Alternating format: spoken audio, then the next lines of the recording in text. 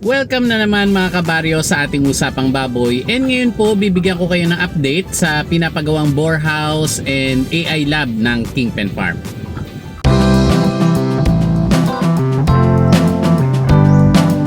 At nandito na naman po tayo sa Kingpen Farm at ito nga po yung pinapagawang bore house dito sa farman po, and kasama na yung AI lab.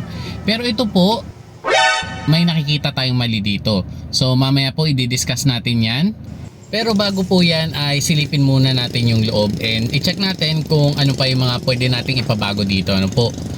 So ito po ang layout ng ating building, and originally po ito ay may tatlong bore pens, isang collection pen, isang laboratory at isang warehouse kung saan pwede po nating ilagay yung mga feeds, gamot at kung ano-ano pang gamit sa AI. Ang kabuuan po na sukat ng building ay 9 by 7 meters and ang bawat bore pens po ay 3 by 3 meters. And ito po sa pagdating ng panahon kung kailan kailangan na po magdagdag ng mga barako ay pwede pa nating hatiin. So yung ating collection pen kung saan kinokolekta ang similya ng mga barako ay 3 by 3 meters din. Ang ating laboratory po medyo napalaki siya. Ang sukat po ay 4.5 by 3 meters and ang warehouse po medyo napalaki rin, 1.5 by 3 meters. So kagaya nga po nung nasa video na natin na nauna, ito pong warehouse or yung bodega ay hinati at ginawang CR yung likod. And yun po ay CR ng tao at hindi para sa ating mga barako. Ang total po na taas ng building ay nasa 4.5 meters and yung pong distansya mula sa ceiling hanggang sa floor ay nasa 3 meters. Okay? So ang mga walls po natin para sa ating bore pens ay medyo pinataasan natin at ginawa po nating 1.2 meters.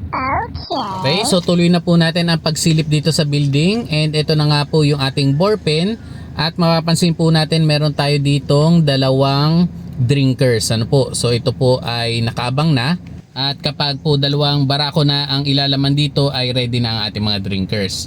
Ang problema pong nakita natin dito ay medyo mababa yung walls, wala pong 3 feet ang taas niyan. Kaya yan po ay papalagyan natin ng additional pa na extension kahit bakal na lang para maabot niya yung 1.2 meters. Okay. So yan po ang ating bore pen, and ito naman po yung ating collection pen. So dito po natin papasukin yung ating mga barako para kolektahan ng similya. So ito po ay 3 by 3 meters din. And meron po tayo dito lalagyan ng TV para mapanooran ng Viva Max ng ating kolektor para kondisyon siya sa pagkolekta ng similya. At Peppa Pig naman para sa ating mga barako. Biro lang po. Yun po ay bintana para mapagpasahan ng nakolektang similya. Okay, so kompleto na po ito. Meron na tayong gate din dito. Halos kaunti na lang naman po ang kailangan gawin dito. Ayan, so yung structure po niya ay halos kompleto na. So ito naman po yung ating laboratory. Ayan po, and ito po ay naka-aircon dahil gusto po natin ito ay laging sarado para hindi makapasok yung alikabok. So ayan po, malamig yan. And pwede na po kami matulog dito kapag kami pinalayas ng aming mga misis. Okay, so naka-tiles din po ang ating working area. So para mabilis pong linisin. Then papipinturahan din po ito ng puti. Okay, so ayan po si Sir Kingpen. And ito nga po yung bintana. So after po ng cement collection, ipapasok dyan yung similya and ipaprocess na po natin dito. Ayan, so wala pa pong gamit, pero sa susunod po na video natin siguro ay meron na.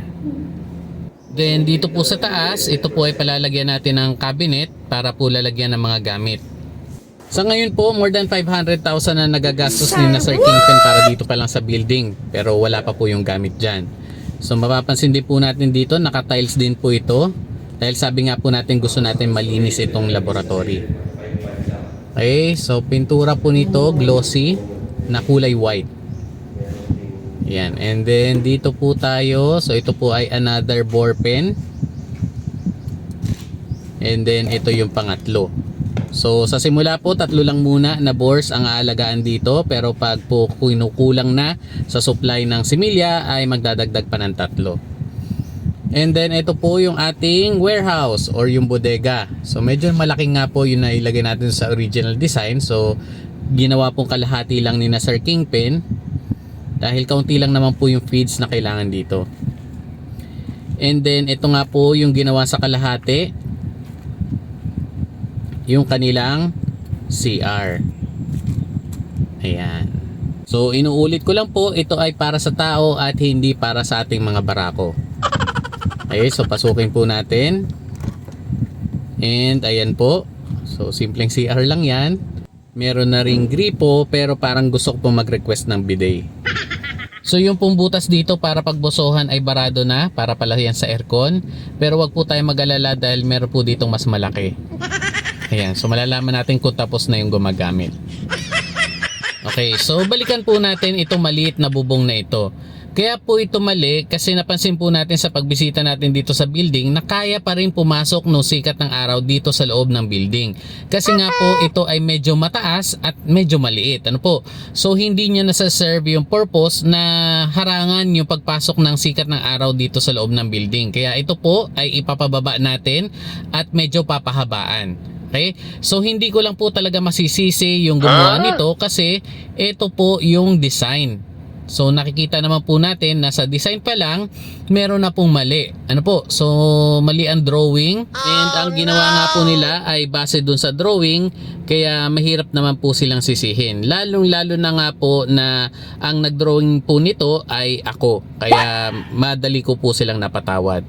So ito naman po ay maliit na issue lang at madali naman po yung gawa ng paraan. Kaya nga po ito ay agad-agad na binago at ito na po ang kanyang itsura. So okay na po siya. No hard feelings na po sa mga gumawa at sa nagdrawing. Ngayon ano naman ang rason ng Kingpen Farm kung bakit sila nagpapagawa ng AI Lab? Ito po ay dahil gusto nilang magkaroon ng magagandang lahi ng barako na makakatulong para sa genetic upgrade ng kanilang mga alaga. Sa ngayon po meron silang 14 o 14 na inihin. And ang plano po ay dito na rin manggagaling yung iba pang mga inihin para ma-reach nila yung 30 sow level na farm. So magkakaroon po dito ng maternal line sa boars, large white and landrace and syempre magkakaroon din po ng terminal para naman makapag-produce sila ng magagandang klaseng pambentang baboy din na mabibilis lumaki at matipid sa pagkain. So aside po dito, syempre po yung mapuproduce na similya ng tatlong barako na ito ay sobra-sobra sa pangangailangan po ng 30 sow level na farm. Kaya ang plano po nila is magbebenta rin sa labas. So ito pong AI Lab ay pagkakakitaan din. Then para naman po sa potential profit, actually meron na po tayong video na nagawa tungkol dito. So pwede po nating balikan para makita natin kung paano natin na-compute ang mga numbers na ipapakita po natin. Ano po? So first po para sa 3-bore na AI center, ang mapuproduce po per year na doses ng similya ay nasa 3,744 doses. Ngayon po assuming na ang cost to produce per bote ng ating mga similya ay nagkakahalaga ng 200 pesos. So pwede po natin ulit balikan yung ating video para makita nyo po kung paano ito na-compute. Dahil kasama na po dito yung computation natin ng building, ng mga barako, ng mga gamit at kung ano-ano pa. Okay, so kung ang ating pong kada bote ay pepresyohan lang natin ng nasa 350 pesos, so less natin yung 200 na puhunan kada bote, meron po tayong posibleng kita na 150 pesos kada bote ng similya. Ngayon, assuming po na mabenta natin lahat ng 3,744 na bote sa loob ng isang taon, kaya pwede pong umabot ang potensyal na kita ng lampas kalahating milyon. Although maganda po ang potensyal na kita, pero malaki rin po ang puhunan na kakailanganin para sa mga AI labs. And kailangan po pag-aralan na mabuti ang market bago pumasok sa negosyong ito. Okay, so abangan po muli mga kabaryo ang update natin dito sa AI Lab ng Kingpen Farm. And hanggang dito na lang po muna ang ating video and shoutout na po sa ating mga kabaryo. Pagbati po kay Sir Jang Turalba, abangan mo sir ulit ang pagbabalik namin dyan ni Sir Jimmy. And muli po maraming salamat sa ibinigay mong regalo sa amin. Thank you! And shoutout din po sa ating mga kasamahan na sina Sir Omar Florendo, Sir Ricky Ruiz and Sir Art Crisaldo. Ayan, so thank you po for watching and sa lahat po ng ating mga kabaryo, maraming salamat po sa patuloy na tiwala at suporta sa ating channel and palagi po tayong mag-iingat. Isa pang baboy na may katuwaan, pampasaya ng pigrolak.